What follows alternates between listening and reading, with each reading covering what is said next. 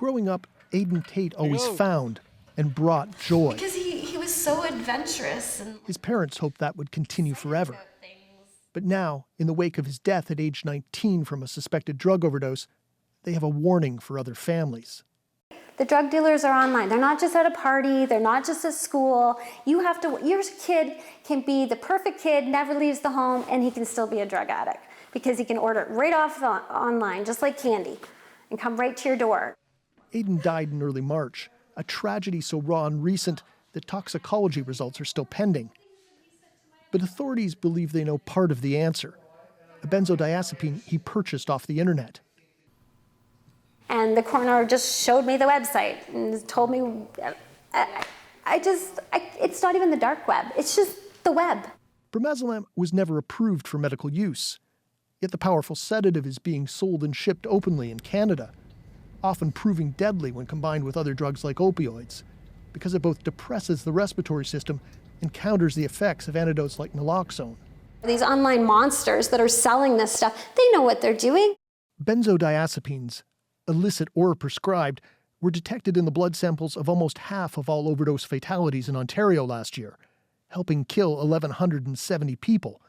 The figure was closer to 28% in British Columbia, still another 643 deaths.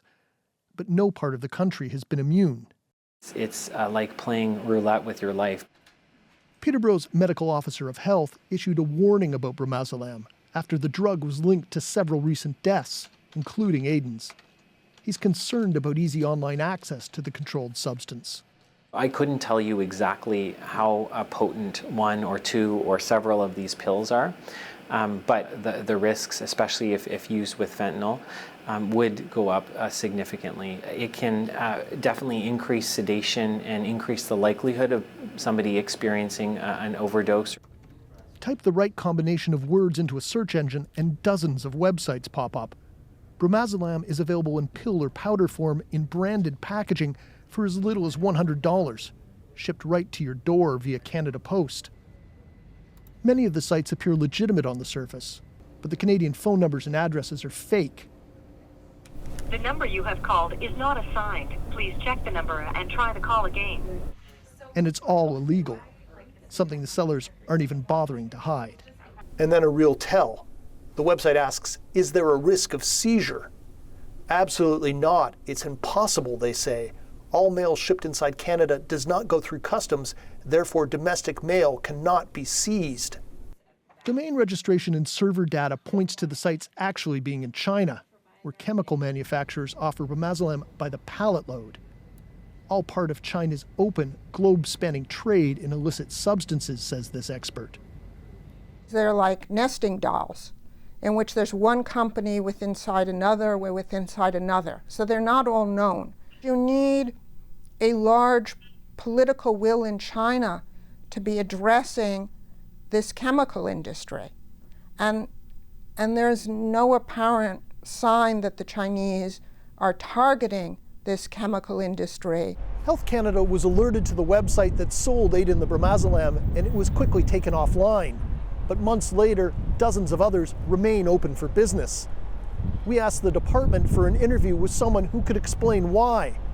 In a statement, Health Canada noted that the sites are often hosted outside the country, out of their control.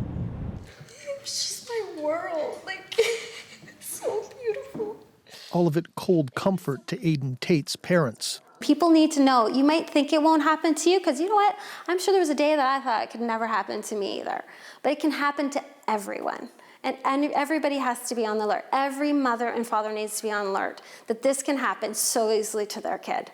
The family Aiden left behind, now hoping he will be remembered for how he lived rather than how he died, as captured in this tribute video by his father. Aiden now lives in love and light. God bless our beautiful boy. We are all so infinitely fortunate to have had the honor to share this life with him, regardless of how brief.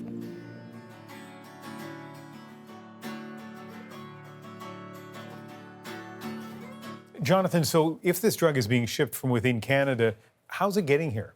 It's hard to say. It could be that it's being smuggled in cargo shipments or via international mail, which is how fentanyl used to arrive. But after the US government pressured China to crack down on its chemical industry in 2019, a new pipeline opened up. Now the precursors for that drug are being exported to Mexico, where the cartels make the fentanyl and send it north, often cut with benzodiazepines like Bromazolam. What is clear, however, is that the RCMP, Canada Border Services, and Canada Post are having little to no success in stopping it. All right. Thanks, Jonathan.